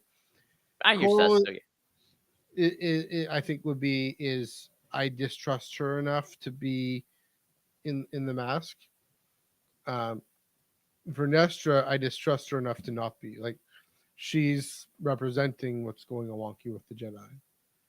Again, we can debate that. I debate that within my own brain. But yeah, I mean, it'd be interesting to see why and how, if it's someone like Vernestra or someone we don't, someone else entirely. No, I'm just kidding. Somebody. I mean, I will say just that the whole approach and how terrified Asha is. Not terrified everybody, even Soul, he feels something. What point does he feel? I should have taken note of this. Okay, go ahead. You start to feel something before or after Chimera gets strung up. It is. I think it's before they enter the forest. No, I think it's after because it's like there's a moment where he can definitely feel Master Kalnaka's death. He's definitely got a, it's the Yoda thing of like they come across the same clearing where the string up is. Maybe it's possible. So that would also be with the Chimera theory. But. Right. I mean, I'll say this: the Momin style, Shadow of the Sith style helmet thing is the most plausible left field one for me. I love the Virgin one, so don't get me wrong. Sorry, Joel. I don't think the Momin Acolyte Chief Tissue thing is left field at all. Yeah, that's true. I think he is right down the middle. I guess. Right. I guess my only thing is, and I don't remember. Did the person in Shadow of the Sith did they have force powers when they wore the helmet? Is it Kaiser? Did Kaiser? Yeah, I think it's Kaiser. So first of all, credit to Omar for tweeting this out. This is where I first saw it. Omar. This is Omar's our friend Omar's theory. Yeah. So in the Aftermath trilogy, Yup Tashu has gone and is leading this group of Darksiders. These younger folks who called the Acolytes of the Beyond. What they do is they collect Force artifacts. They try to collect Darth Vader's lightsaber, right? They're trying to find the Vader mask, and that's supposed to be a bit of a tie-in to Force Awakens. One of them gets a hold of a mask and pops it on, and she's a completely different person. But do they use force powers though? Can they? Because remember, Smilo just zip. Yeah, Osha. I don't remember. I think clearly something forcey is happening. Mm-hmm. Clearly something weird and wonky and timely-wimely and dark arts and Sith arts and Beaumont kin. Let us know what's happening here. Right. Because like the identity of that Sith Lord takes over her choices, her actions, and I think it's Kaiser. Similar again to why we mentioned Momin, and this is a bit more comedic with Momin. He's dead, and then like he's helping Vader build his castle, but whenever the castle fails to get him back to Padme, this is in Charles Soule's thing, like the last arc of Charles Soule's comic book.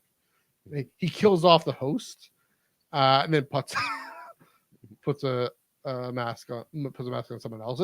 It's dark comedy because it's Vader, but it's like, all right, I'm back. It's a different body every time. It's hilarious. That was painful. Stop it. Because a Geonosian, I don't know if he ever goes to a droid. I don't think that would work, but so that kind of thing. Honestly, that really, really makes the most sense, and it is the most satisfying to me. Just because, again, it's not really Chimera. It's Chimera knows what's happening, and so with all his dialogue with May, rather, he's there. I just did it too. With all his dialogue with May, he's kind of trying to throw her off the scent and throw her off the path. But maybe helping her or not or whatever. But he puts on the mask, or he knows it's time to put on the mask. The mask commands him to put it on, and it's this ancient Sith Lord that we don't know. The only thing that's tripping me is he has force powers, and there's only like now, I mean, it's made up, so I don't care to some extent. Who cares about the rules to a certain extent? It's just interludes in a novel. It's okay. Yeah. I mean, and in Shadow of the Sith, it's the villain of the Shadow of the Sith book. That's true. But it could be, like I could use the Force if I wear this mask. Yeah. And then, then I can just zoop Osha, like, out of the way, girl, and then to deal with the Jedi. I owe him. Yep. He gives me these powers, but I have to be his vessel. Right. And that makes sense. I mean, look, if they want to go with that and they say the mask can give him powers, then that solves that problem. I probably will. They probably would if that is the direction. They probably will do that. And like, well, technically, Kaiser didn't have force powers, and I mean, I don't remember. Whatever. Again, those are Yeah, but Martin, what do you think about this particular theory outside of your Vern theory, which is also awesome? I love I love the idea of maybe just a mask that controls somebody. Just because it has been done before, so I'm not going to throw that possibility out the window. I'm just really, no matter who is under that mask, I'm just here for the ride. So Yeah. I'm Yeah. enjoying everything. But what was the? I'm just thinking, like, what was the deal? What with Smilo just pushing OSHA aside instead of just just taking care of business, killing her. What's with that? I'll answer, and I think it's because he knows OSHA. See, I'm doing it. OSHA is an ace up the ice up the spade. Like she's a card. She's a card in the deck of this whatever plot he had, and why May in particular, right? Like Yeah. she is a kind of like, you're a little pawn. I might need you alive. So I'm gonna just kind of put you over there. These Jedi can kill, no problem. Like, Yeah. Maybe he keeps if he keeps Master Soul alive, then I mean, remember though, Chimere, and probably if it's the Sith Lord as well, they probably both know, or mind thing. Like Chimere knows about OSHA. OSHA, like even like when Yeah. he's with OSHA in the second, it's like, you look just like her. Yeah. With that creepy smile. So he kind of knows, like, OSHA's not just someone to just kill aside and call it Tuesday, right? Like, this is someone like, no, I'm going to keep you in my back pocket. You might be leverage for me and whatever grand evil sissiness I or whoever I'm working for have in my pocket. Yeah. So I very much think that is why May gets to live. But Matthew, what about you? You mean OSHA gets OSHA gets to live. I mean, part of it is, well, either I mean, like a future acolyte. That's true. That too. Or that he just in the moment he just didn't care. Yeah, I mean, I like that idea that. Well, what I'm thinking is, clearly this mystery that happened with this village. It's a huge embarrassment and scandal to the Jedi. Huge source of shame, defeat. I mean, that's the thing, is his whole thing of killing them without a weapon. In a way, that is sort of what happens with Torben, not really, but by killing the dream, killing the sense that the Jedi are servants of the light, and this could be spun. What happened on this planet in the village could be spun as, oh no, the Jedi are not, right? It could be the people who took episode 3 as the Jedi are the villains. It could be spun as the Jedi are the villains, and therefore destabilizing their influence in the galaxy. Whatever. So that OSHA is evidence of that. Soul has evidence of that. May has evidence of that. I mean, that's that whole thread of whatever connected to the Bane Sith or not, there's still the chink in the armor to say we can end the Jedi's dominance by ending the sense that the Jedi are the true guardians of peace and justice in the galaxy, which ultimately I think is what they're afraid of losing in the High Republic era, right? They're afraid of no longer being the guardians of truth and justice in the galaxy.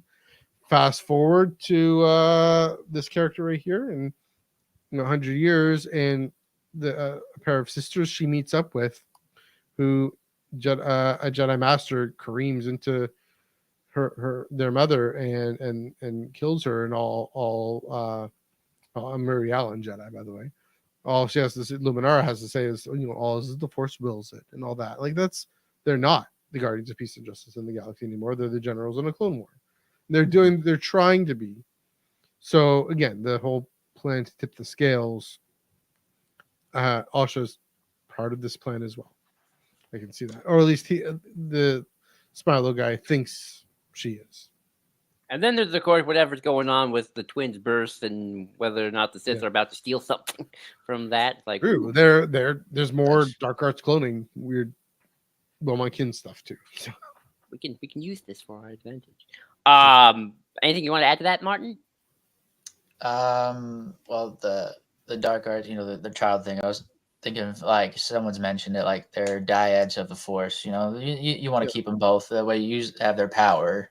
Sure. So that's probably why Smiler just shoved Osha aside. It's like, I know who you are. Yeah. I'll come back to you later. I'll grab you in May. We'll just go on our merry way. Yeah.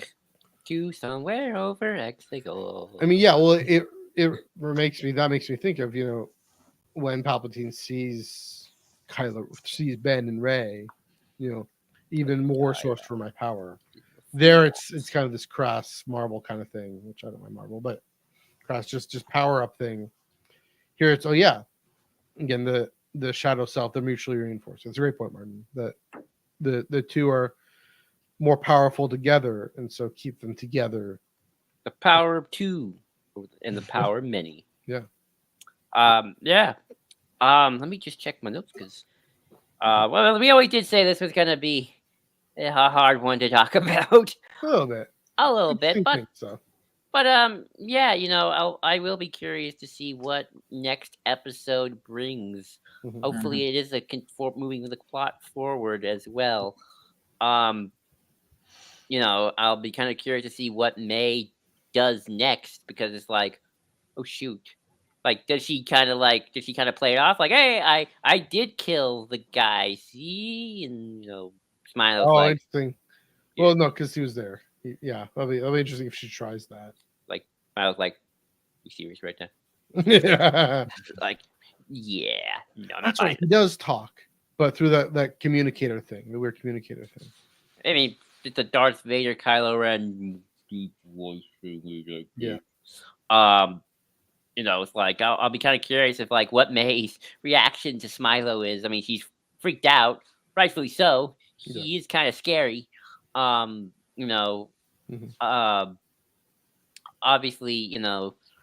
some Jedi aren't making it out alive. Fear. I fear for Yord and Jackie. I'm thinking they'll probably be okay. They got main character. They've got the main character defenses, thankfully. But we said the same thing for Indira and Kelnaka and Torben. True. That's true, but I mean, here's the thought. Here's the thing. It's interesting. So, Soul doing the Qui-Gon thing of dying before, Yord and Asha and Jackie can really come into their own fully, and before we know the mystery of what happened, right? There'll be an interesting story for them all together to actually discover what really happened, and that and without his guidance, without his well, at least he's clearly tortured and troubled, but he also has a sense of leadership and responsibility, and is done all right with Jackie. She's sheltered. She's incredibly sheltered, as we've said, but to see them trying to figure this out without him would be an interesting story. I will give that. Like figure out how to live, how to move forward in life, right? Right. Yeah. See, there's the hard thing about Soul in terms of his living, especially if this is a multi-season show. Soul is, again, we said the Qui-Gon. He is the well, who do we think the main character of Game of Thrones was for season 1? Boromir's character. Sean Bean. John Bean's character. Yeah. Not Baratheon, not Targaryen. Ned Stark. Ned Stark. Yeah, he's a Ned Stark. Kind of. A little bit, yeah. A little bit of a Ned Stark thing going on. We all know what happened to Ned Stark.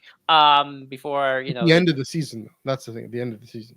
End of this. I mean, I don't think Soul's gonna die next episode. If that's what you guys are thinking, like I think. Well, yeah, that's what I was wondering. Yeah, but no. I think Again, I don't know if he does it all, but if he does it all, but I think if he does die, it's like a 7 or 8. Yeah. Kind of like second to last episode. But that's just I don't think he dies next episode. But if the show is a multi-season thing, it's like he's definitely got Ned Stark thing energy. I don't know if he's gonna make it to the whole series. Could, but trying to think here. One more, anything we gotta do? Martin, do you want to any last final thoughts? Well, first, I was just thinking, like, if Soul does die, do you think maybe they'll do it the same way Obi-Wan, I don't know, Qui-Gon was killed, and then Yord kind of takes the Obi-Wan spot in that duel? Interesting. Yeah, that'd be Yoda good. or Jackie. Or Jackie. Or Jackie, I, don't, yeah. I just feel like Yord might be more of the Obi-Wan, because Obi-Wan was kind of more of a by-the-books guy as well, Yeah. with some charm. This might Well, open him Jackie's up a also little by bit the more. books too, but Yeah. yeah, I But could see either. Yeah. yeah, Sorry, go but sorry, but I just gotta say the it feels like paying homage to fellowship, like the Lord of the Rings and the Hobbit, just the way they were walking on the mountain, Mm-hmm. the shot there of like they're the Fellowship, and then when they were walking into the woods, it just kind of felt like Mirkwood in the Hobbit. So a lot of Good a lot of reference. Tolkien inspiration there. Yeah. And Yeah. is the Fellowship going to break up then? Yeah. I mean, I wonder how long we're gonna be even on this planet, and if we're gonna go to another planet. Mhm. I Yeah. I was say, doesn't the trailer have footage of Vern, one of the TV spots or something, footage of Vern with the light whip? yes, and we have not seen it Yeah. yet. We have not seen that yet. And is that on a wooded planet too? Is that It on- looks It like looks this. like Okay, Yeah. go ahead. Yeah, I was gonna agree with you, Joel. It looks like the exact same planet they're on, because I think what she was trying to whip at from behind was that bug. Interesting. That's That what it could be a looked deleted like. scene, but it could also be coming up in 24 hours. So I mean, Maybe. if it's not Vern, sadly, Martin, if your theory does not come to fruition, I have a feeling. Well, uh, I'm I- not gonna be sad. It was just I- it was just a big. yeah. no, of course, but I'm just saying. I feel like the police captain's about to come and check on the officers. I think about to go down. I But don't know. Action Vern is always fun. yes, and I want to see Yeah. that light whip in action, man. Yeah. I want to see it. But I think that will do it for our half an episode, and it's definitely. But we still got 2 hours out of it, so I'm happy about There that. we go. There Definitely we go. not half an episode for Ion Cannon. There we go. No, that's true. That's definitely true. We had lots to talk about. It's true. We had lots to chat about just for this. So a good place to wrap this up. Thanks everyone for joining us in the comments and the chat. It is Hockey Night in Canada. Hopefully the good guys come through. They're down 2-1. That's not great, but let's see if some other comments here. Yeah, so the 5th episode. All good. Yeah, definitely flying. Yeah, all good. Yeah, so again, thanks for joining. The comments, the point being, those comment sections still there, still hanging out. Let us know what you thought of our conversation. Who do you think Smile Loren is? What do you think of Rise and Fall of the Galactic Empire and Marvel Comics finally getting some news at all? Check us out. Yeah, let us know in the comments below on all these socials. Yeah, Martin, really great to have you on. Where can they? Well, first of all, thanks for coming on. And Thank where you. can they find you on the internet? Is there anything you want to hint at? So you could find me Facebook, Instagram, Twitter. My handles are all kind of different everywhere. Twitter, I'm never gonna say X. Twitter is just basically first name, last name smushed together with an at the beginning. Instagram, I'm Marty21794. Facebook, I'm Martin Lee Ingleston III. So names everywhere. All good. But I try to be as active as possible. I'm more of the scroller than I am the poster. I'm trying to get there to that habit of posting some more things, just because with Culture Slate, I will be co-hosting a podcast called Star Wars Culture Live. There you go. There you Woo! go. Yeah. Exclusive. Yeah. Yep, this is the first exclusive, first announcement I think anywhere. I hope I did everybody proud on announcing There we that. All good. All good. So basically, it's just a positive atmosphere. We're gonna talk Star Wars, all things Star Wars, no matter what. Try to keep the vibes positive, like everyone does here, which I quite enjoyed being a part of. Thank you for having me on. Yeah. All good. But things aren't set in stone just yet. We'll have more information coming out when available, but check out. I'm sure Culture Slate, Star Wars Culture, Facebook, Instagram, Twitter. I'm sure everybody will be posting about it once details have been finalized. Yes. Right on. And yeah, I'm guessing, and Joel, you do a good job of posting stuff in the Discord. So, Oh yes, so you look will. out the They will Culture Slate definitely. stuff. You'll definitely be seeing it. You'll There we go. definitely be seeing it. And, Joel, yeah, we did make it 2 hours for this episode. That's great. And you said we wouldn't be able to. No, I didn't. I said I wanted to watch the hockey game. Is what I said. There's still 10 minutes left of the hockey game as well. So we'll see. Where can they find you on the internet, Joel? You can find me, of course, at JID2021. Again, JID2021 on Twitter. And of course, I always use the at IonCanPod, EYEONCANONPOD Twitter as well. And of course, on the Star Wars Underworld Discord. There you go. And you can follow me on Twitter, NEG45. Yeah, posting probably about soccer, different things, some bit of Star Wars. I'm on Instagram, my main Instagram account, MNUG1138.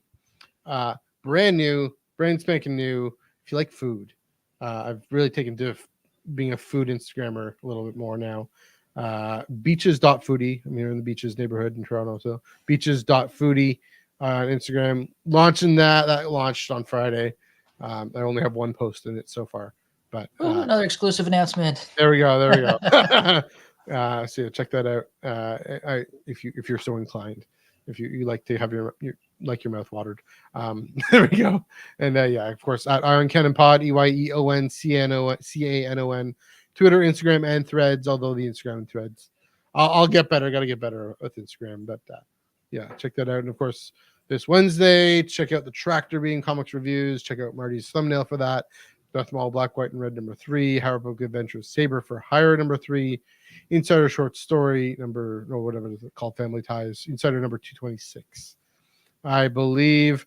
Yeah, and so again, please do follow us on all the socials. Check us out. Of course, that Tractor Beam is this Wednesday, 9 p.m. Eastern, 6 p.m. Pacific, right here on the Underworld YouTube channel, Facebook, Twitter, Twitch, etc.